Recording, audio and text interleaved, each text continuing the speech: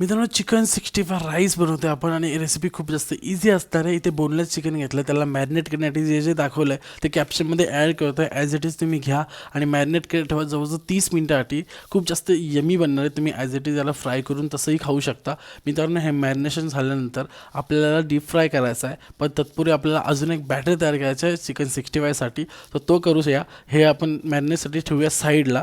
त्याच्यानंतर आपण काय घेतले, दही घेतले. दहीमध्ये विनेगर, डार्क सॉस आणि रेड चिली सॉस ॲड करून याला पूर्ण मिक्स करून घेतो आहे. याला आपल्याला फोडणी द्यायचं आहे. त्याच्या आधी आपण पकोडे फ्राय करून घ्या. डीप फ्राय करायचं आपल्याला 10 मिनिटासाठी.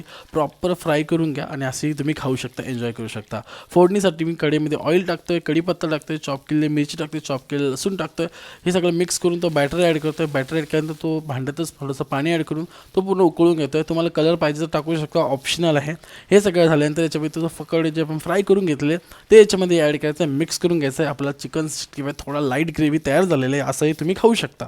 आता आपल्याला राईस घ्यायचा आहे. राईसला मी पहिले स्टीम करत ठेवला होता आणि याच्यामध्ये जे जे यूज केलं ते पण मी कॅप्शनमध्ये ॲड करतो. याला पूर्ण बॉईल करून घ्या आणि बॉईल करून झाल्यानंतर साईडला चालणीमध्ये ठेवा.